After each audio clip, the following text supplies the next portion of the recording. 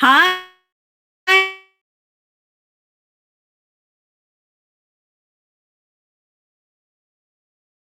Um, Bias as far as this particular guest goes and what she brings. I had the pleasure of helping her buy a piece of land. Oh my God, it must be 4 years ago now, 3 years ago. I can't even remember. But she's a top designer out of Chicago. And now she's both based here in Michigan and Chicago. And she does designing. She has accolades. She has things which you don't understand unless you're in the know. So she has this VIP parking space in Chicago, which with you know the store, it makes sense. But if you don't know it, you'll be like, oh, you got a VIP parking space? Like, whatever. But let me bring her in. Her name is Lakesha Rose. Yay. Is that not fun? That's the best. Now you're in the know and you're popped up and you're all good.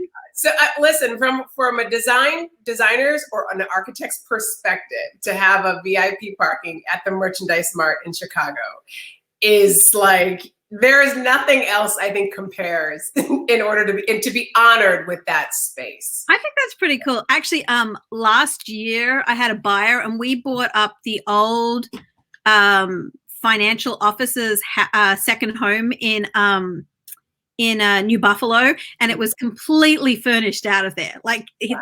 They'd obviously had someone come in and just like take it off. And she was from Chicago. She's like, oh, this is okay. I'm good with this. Yeah. Oh my God, that's so good. I've missed you. I've always said that you're literally one of the top realtors I've ever met. And living in Chicago, you know that I know a lot of that. You're so good at what you do. Well, I'll send you the money in the mail. It's all good. So funny. You know, I'm like, so first of all, it's a mutual admiration society because I think you're amazing. I adore you. I like to brag on both of you because Lakesha's husband is actually like, do they rank the sportscasters? I always say that he's the top sportscaster in Chicago. Like that's the way I would describe it. No, that's actually true. I mean, my husband's been there 38 years, but he's worked very, very hard for it. But that's actually a true statement. Yeah, so her husband is Jim Rose, and not to be overshadowed because the two of them in photos, she'll be like, Jim is nice and all, but Lakesha will be in these stunning gowns. There, you guys went to Paris. Was that last year or this year?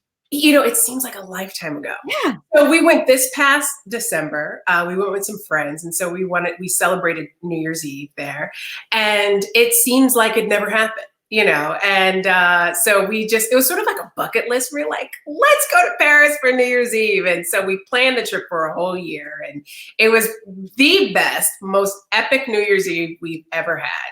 I'll tell you what's epic is that picture of you guys on the staircase in your gowns. Like, I mean, like if you're going to do something epic, that's the way to do it. Oh man, it just, you know, I looked at that picture probably about a week ago and I sent it to our friends who actually live in New York, but are in Chicago right now. They got out of New York right before it just went nuts. And because they also have a place in Chicago, so they're there. And so I sent her that picture the other day. I'm like, look at this, and she's like, it seems like it was a different era. I'm like, I know, but we didn't do it. Oh, and so you're in Michigan right now. Yes, we are in Michigan right now. We had a pre-planned vacation to come up here in April. So we kept it instead of just being in Chicago and being at home. And you know, Michigan, it's our happy place. We love it. It's your house. It's not like so anybody who's out there having a little panic attack, they're not Airbnb-ing it. This is their house. Right, right. And they are they're just outside Saugatuck. And I will tell you that Lakesha is very active on the Saugatuck pages, and she's also hugely supportive of her community. So for everybody who is out there, a lot of people will see a license plate and if you hear those feet, that's my banjo running around like a nutcase. All of a sudden I start talking and now he wants to run around. I gave my two treats. They're both like sleeping behind me right now. He was sleeping until we went live. And as soon as we went live, now he's running back and forth like a crazy Oh my God, that's the best. So like, you know, you guys are really supporting your local neighborhood the same as everyone. And like, I think that's the thing that a lot of people misunderstand. They see a license plate from out of state, and without knowing the story, it's easy to vilify them as, oh my God, they're coming here to hide out and they're going to infect us. But that's not the case. You guys have been quarantining at home all the same. No, we don't even leave. We don't even leave. I mean, it's just like, I love it here. If I do leave, I'm walking my dogs, and there's enough space around here where you're like saying hello, and you're literally like 40 feet away, from people. But why people think that you may have some people, but you can't go anywhere. You know what I mean? So well, actually. Oops, I think we might have frozen up here. Lose. Oh, are you back? Yeah. I said, is Jim excited with the announcement today? You can go golfing. You can't use a golf cart, but you can start golfing again. Yes, I think that'd be great. I mean, nobody wants to do it. Well, some people are avid golfers and want to do it in this weather, but he doesn't. But apparently, so adorable. He must be part of this. But when we come here to this community, one thing that we've done, we're such fans of the restaurants. We love them. Pennyroyal, they have done this, Pennyroyal and Provisions. So I make this huge grocery list with her. I stop by her restaurant and she puts them in the truck, and then I just go home. I mean, we've supported all the restaurants that do the takeout, and it's just been lovely. I love Saugatuck so much, and I love the people in the community. So I want to do nothing more than just, support the people here, because they mean so much to me. So here's something with you guys moving or not moving, but coming into town. Do you this was a planned vacation, but are you working from home? I am. Matter of fact, just before I spoke to you, I just got a new contract to redesign a bathroom for a client of mine in Chicago. But what's nice is a lot of what I'm doing, I can do from here. So I create these presentations for them, and then we'll circle back and talk like next month, or I'm sorry, no, May 1st is our next meeting, and I'll have a presentation and materials, selected all on this board that we'll speak about back and forth. So, and I know our topic here is offices. I'm actually currently designing a home office too. It originally went from designing her master bedroom, but when the pandemic started and she now works from home a lot, she's like, let's start with the office. So yeah. So what would you say? Let's start on temporary and let's go to then permanent. When people have to suddenly set up a temporary space, what do you think is the most important thing? Do you think there are places you shouldn't use? Like, I know I've heard, I personally don't like to do anything in my bedroom because I feel that that's my sleeping space. But if people only have that space or dining room table, what do you think is the best place to start? Like, let's start with temporary offices. Honestly, you know what? It becomes the person's choice. Where are you emotionally most comfortable? That's where they go. Whether it be in the kitchen or whether it be a second bedroom, it starts with their emotion first. And that's where they will set up. Some people like to set up in your living room where you can see a television, or whatever your needs are, because we're so mobile. I can be in my car and get work done on my phone, yeah. So do you think that people should, like, I think the temptation, I've heard people like, I'm going to order this, I'm going to order this. Do you think that they should just like relax and figure out what they need first of all? Or do you think that they should like buy some dedicated items that they should have? Well, yeah, because it's going to depend on what it is that you do at home. Like for me as a designer, my home office has to have my computer, my printer. I need space for samples.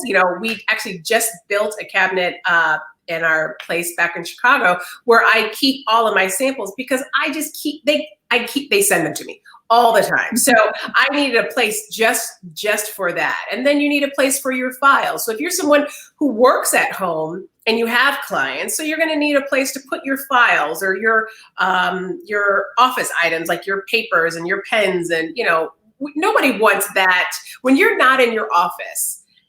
And people are in your home or you're in your home, you don't necessarily want it to look so utilitarian where, you have all of these office items around. You almost want it to operate as another room if need be, whether it be like a spare guest room or a sitting room that you can just sort of hide all of your items.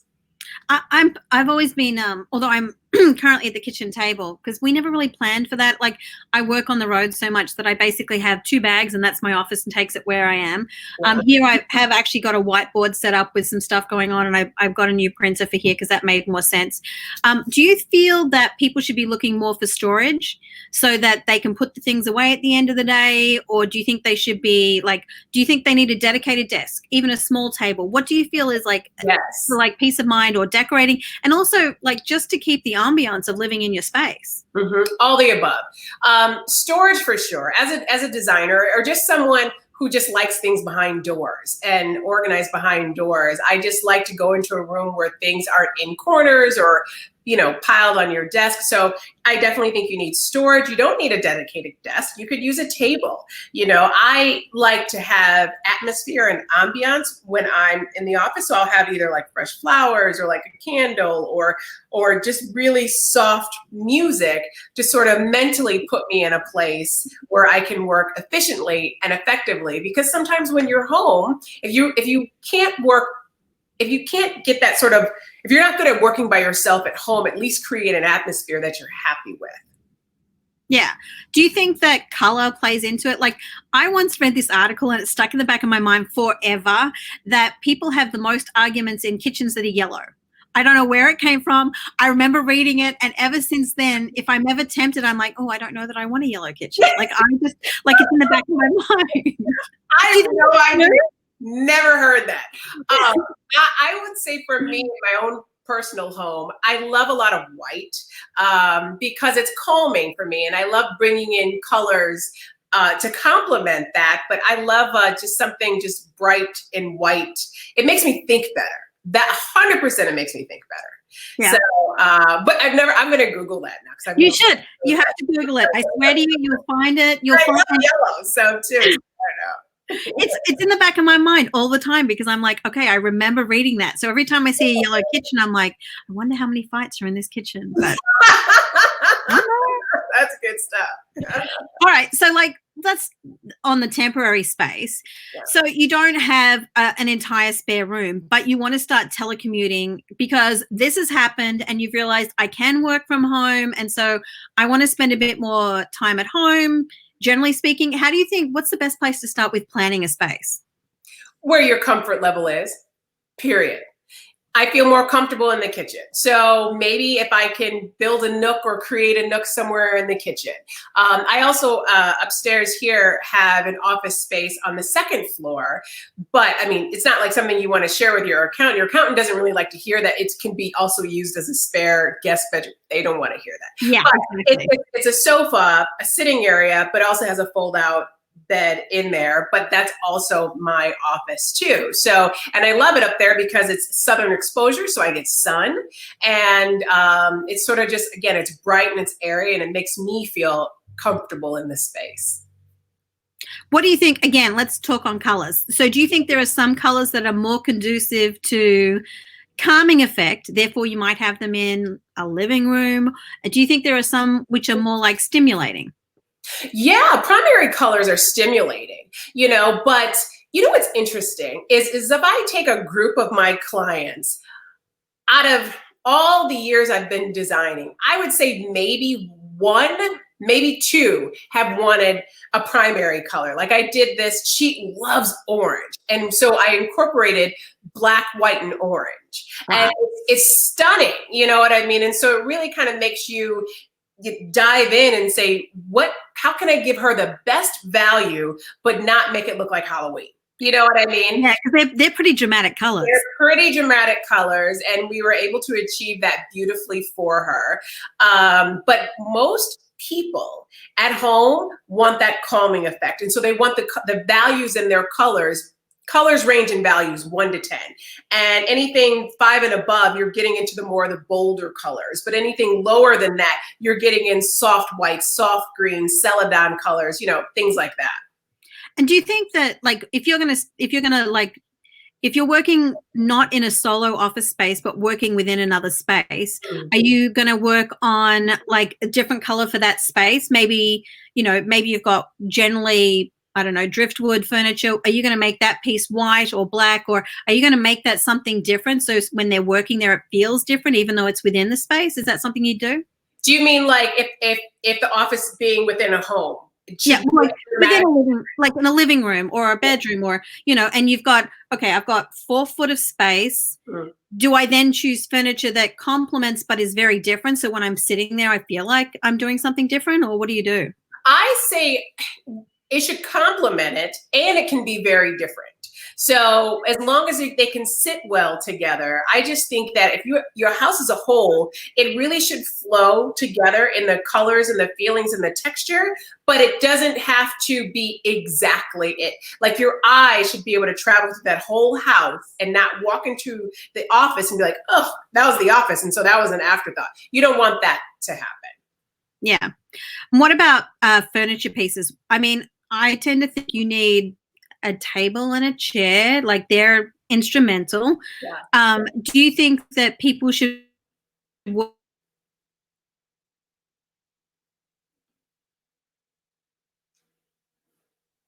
again? I'm both fascinated with it, but I'm also like a little against it. It's like the storage spaces Yeah. that you have a little bit more, or you're gonna have to repeat that question. Oh, I was saying, do you think that people should choose furniture that's like multifunctional, like the storage stuff that opens up to be an office, or do you feel that way they can lock it up? Do you think that's profitable or not? That's lovely. But again, it really depends on the space and what we're dealing with. If you have the space where you can, that you need to lock it up to make it a multi-purpose space, that's brilliant. But not all rooms really need that. And what do you think about, for instance, do you think bookcases, storage, what do you think are the essential elemental pieces? Yeah, I love a good bookcase, simply because it creates a place for you to display items that you love.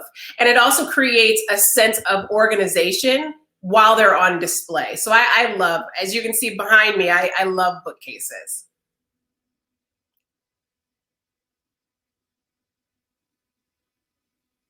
Sorry, ran into a technical difficulty there. My laptop was going to die. I had to plug it in like That's okay.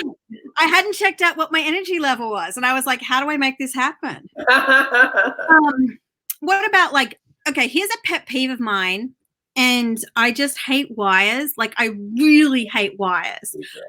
What do you think you can do to hide that? Because I mean, okay, my printer can sit over there because it's wireless, but I am wired, like literally wired in for my power, and it's all over the place. What are some ways do you think we can like minimize wires? Well, if your laptop is sort of backed up to a wall, but if the cord has to travel across the floor, there's no real way of being able to minimize that. But it's interesting, like your hardware store has these pipes, and you can paint them, or you can buy them in a color. And I've done that. Matter of fact, I have that done in my kitchen here, where you put the cord down the pipe, and whatever the color of your background is, you can either buy it that way or paint it that way. It just looks like it's part of the landscape, a part of the scenery, and it looks great. That's fantastic. Hey, we actually got, first of all, we got a couple of comments. So we have Oliver Kramer saying you're the best designer. I love Oliver. He's the best guy. I've known Oliver. We've known Oliver, God, since 2006. We've known him a long time. And we actually have a couple of questions. So our first question is, how do you handle paperwork and other clutter without it being out of sight, out of mind? How do you handle paperwork without storage? You have either files and cabinetry, or you have those cute little drawers that you can put.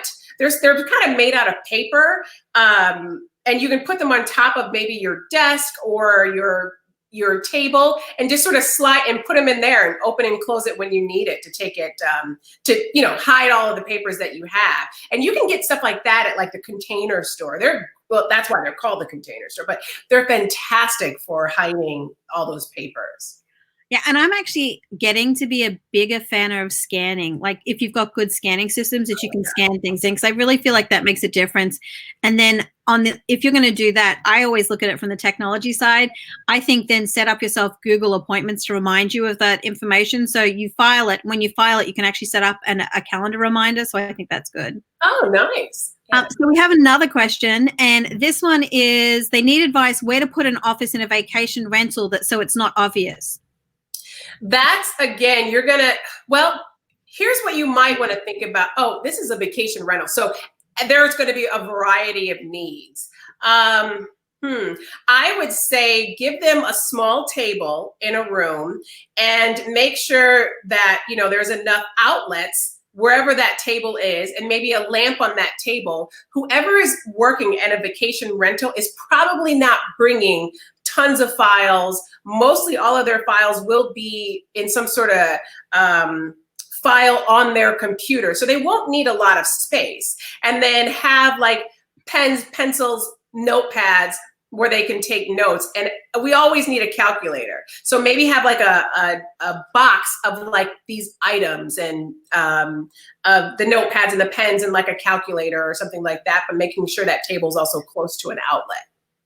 And I would say, having done this a couple of times, if you can have the modem near that space, so if somebody has the hardwire plug in, that can make a huge difference. And also because when people, like we've had a little bit of technical difficulty today, we're a little further away from the way that I like it, but it's the best position. If you can be closer, then you're less likely to have interest, is what I think of. Agreed. And apparently somebody here, do you know Brenda? She's just giving you a big lovely. She's also another designer too here in Michigan. Yeah, she's lovely. Hi, Brenda. So really sweet. Thank you for that. It's wonderful. What do you think are your essential elements in designing a space for work? Like, so you've talked about, like in that particular instance, if you were going to design just a single room as an office, and let's just say it's a home office and you're not seeing clients, what do you think are the best things that somebody can do so that they can shut the door on that space at the end of the day? And that's the only use, is the office? Yeah. Is it for an office? Oh, wow. I mean, sky's the limit. I would put bookcases in there. I'd put a sofa and, a table. And so you can, sometimes you want to get up from your desk being so utilitarian, and you want to go sit on a soft chair next to with a table on it and sort of have your thoughts. And you might end up taking your phone over there, still doing work over there, but it's more comforting. I would add textures and a variety of colors and patterns in there to really make that office space something you love, to be such an extension of your home, where when you're in there working, you don't feel like, oh, I can't wait to get out of this room because I don't like being in there. I would really put as much importance and feeling into your office as you would a bedroom, because you would spend probably almost the exact same amount of time.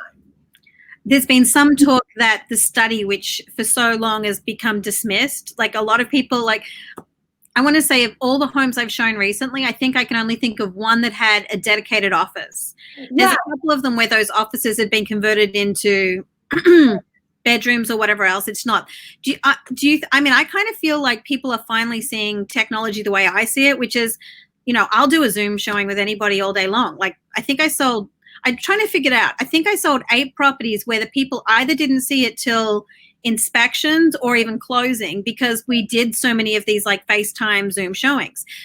So people are realizing they can work from home. Do you think that we're going to see more of a push to have those dedicated spaces? Maybe. Well, that's a good question.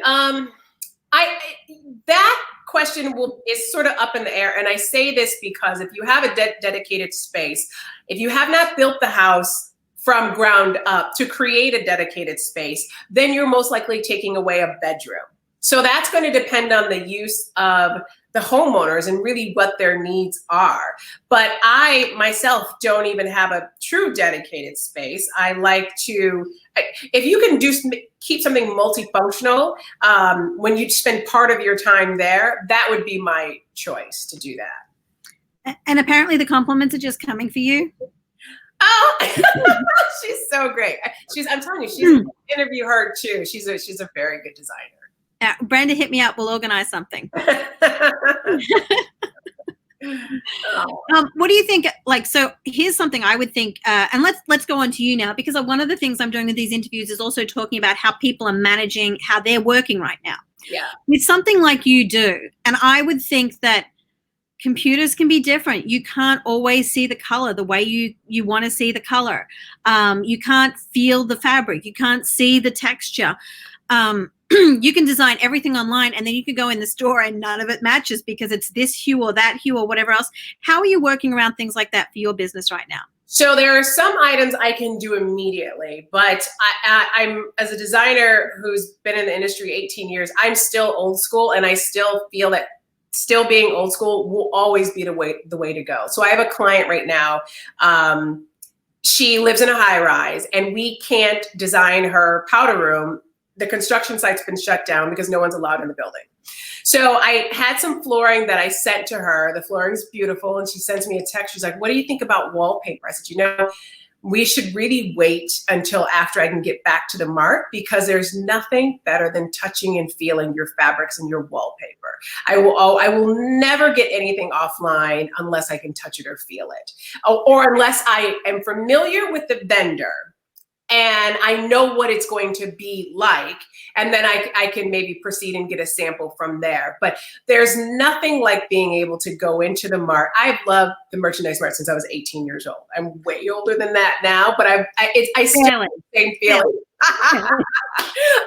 I still get the same feeling going in there now that I did so many years ago, and there's nothing better than touching and feeling. So with that, to answer that question, is most of my work I can do that way, but there are still other elements I'm asking my clients to wait patiently, and they are. So for those who don't know Merchandise Mart, because obviously that's in Illinois, and for anybody who's joining late, Lakesha works on both sides of the lake. So she works in Chicago and she works in Michigan. Explain to me exactly how you, like, sum up Merchandise Mart as if it was like a movie. How would you describe it? It is the biggest in the world. Yeah. Yes. And as far as square footage. So if there's anything that you've seen that if it's saying that it's coming from Italy, I can guarantee you can find it in the mart. So I feel so privileged to live literally 10 minutes from the Merchandise Mart to be able to go there and shop for my clients here in Illinois or in Michigan, because there is nothing that I can't find there. So that's just a real privilege to be able to do that. I heard somebody describe it as like Willy Wonka's chocolate factory for interior designers. Yes, all of that. That's exactly what it is. It's just, it's still a feeling of, excuse me, euphoria when I go in there. I love that place. Excuse me. All right, so let's finish this off with some fun stuff. What do you see have you seen any trends that you will not be recommending coming through right now? Oh my goodness. I will say this. I'm a designer who does not design based on trend. Yeah. Okay. Feel free to take a break. I do not design based on trend. I design based on my conversations and my feelings about the location we're in. If a client wants something that they see that has been a trend or is currently a trend, I will incorporate it in small amounts, because as I like to design quality over quantity. I want to design something. There's nothing I haven't designed yet. I'm going to knock on. There's nothing that I haven't designed yet that I haven't loved 10 years later, because it's about designing quality over quantity. And if they want something of a trend, I will ask them to design it in small amounts, whether it be the pillows or whether it be an ottoman that can be easily reupholstered or something that can be easily removable is my best recommendation. Have any of them made you cringe though? You've looked at something and you've like, oh my goodness. As far as a trend? Yeah, or you go in and like you might go in there and you're like, what are they thinking? Like go into Design Mart and you're like, where is that coming from? Do you ever do that? No, because I can understand all angles of it.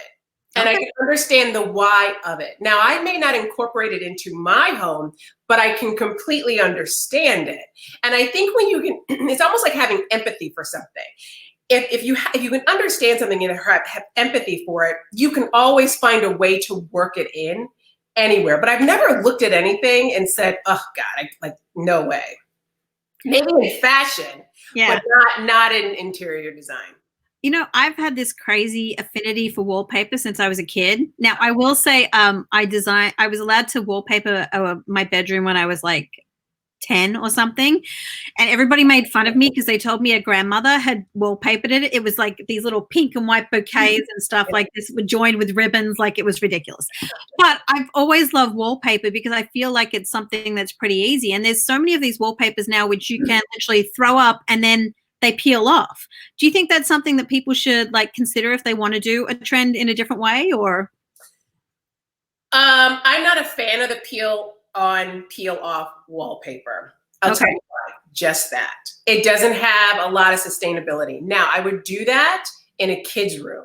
I would do that in a playroom because you're going to have to alter that over the years. Yeah. But if a client wanted to do that in their foyer or a hallway or a dining room, I would really tell them that it's not a good idea. And you know, the most value you can give your clients, because they're paying for you and they're paying for your time, they're paying for your expertise, is the truth, no matter what.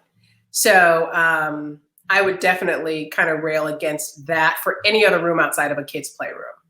And I feel like this is a leading question because I know how I've seen you use it. How do you feel about textured wallpaper? God, I love it. I mean, I try to incorporate wallpaper in everything that I do because in every room, because wallpaper kind of adds the fluidity. Wallpaper is the reason why someone walks into a room and has an instant feeling of like, oh, I love that. There's a reason for that, you know, and flat paint does not give that to you. Just like hardy trim work or hardy, you know, chair rails, there's a reason why that gives you an instant feeling of emotion and gratification because it's texture, you know, that kind of jumps out at you. And grass cloth wallpaper gives you the same exact feeling. I've always been in love with that ever since I saw it. And then when I saw it when you used it, I was like, oh, I love this. It's everywhere. It's everywhere, but it's not in your face. No. Yeah, I mean, I'll have that wallpaper up for probably the next 10 or 12 years and will love it every single day. Here's an interesting thing. If somebody wants to take a chance, do you feel that it's best to choose a small space? Because I've always thought that a great way to express yourself is like a powder room or something. Would you encourage somebody to do that? Depends on the person. Depends on the house. You know, I love, you know, taking chances in, say, even if you have a dedicated office. That is kind of fun because you could do like high gloss woodwork or something like that with a textured wallpaper. Powder rooms are like the jewel boxes. They're so fun. I mean, I love to take chances and make those the jewel boxes every day because that's what your friends and your family come over to see, and that's what's, you know, they spend their time in there. So that's like so prominent in the house. Why not have a lot of fun with that? I love that idea. So Rod Kelly says he's learning some. So let me tell you about Rod. Rod is also a very good person to talk to too. He's an architect that I've known for so many years, and he's just such a nice guy. So if you need an architect to talk to, Rod's your guy. All right. Well, I'll have to hit him up as well. Yeah. Barbara, who's a past client, she's saying hello. Hi, Barbara.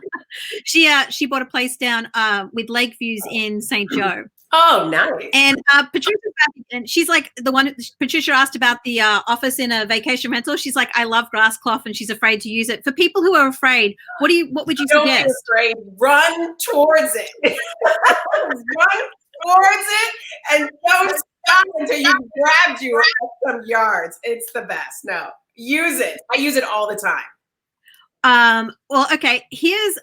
We're going to finish off. I think we'll do this as. What are your favorite colors to use when people say to you, I don't know, tell me what you think. What do you, how do, I mean, I always figure out what people want by asking questions about how they want to use it and where they want to be. And they tell you one thing and then you end up in a totally different location because you have to ask those questions. What do you see in people? It's the same roadmap. You know, I would say this, I start talking to people, and I've been doing this for so many years. I start to get a feeling. It's an instinctual feeling. I start sort of looking around their house, you know, sort of looking at things and just asking questions most likely always leads me to exactly what they're looking for. I think it's just instinct and experience that I have. And what was the very first job you ever did? Oh gosh. Okay. Well, it was 2002. It was a 250 unit building. Oh my God. Yes. So that was my start. So Your first job was 250? Well, I was working for a marketing company at the time. And so I was their design selections coordinator. So it was not for my own company at that moment, at that time.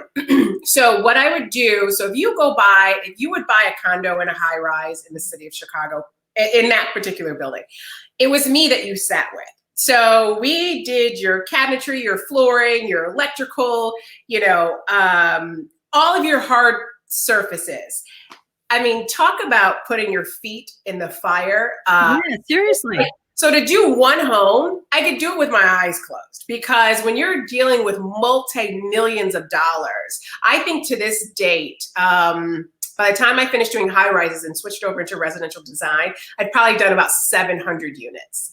Wow, that's amazing. I mean, the amount of experience that I was able to learn from that, and the pressure of having to say, the general contractor comes to me and says, okay, Lakesha, it's Monday, May 1st or something. And so by May 15th, I need you to have 50 units finished and spec'd out for me, you know, so we can begin on those.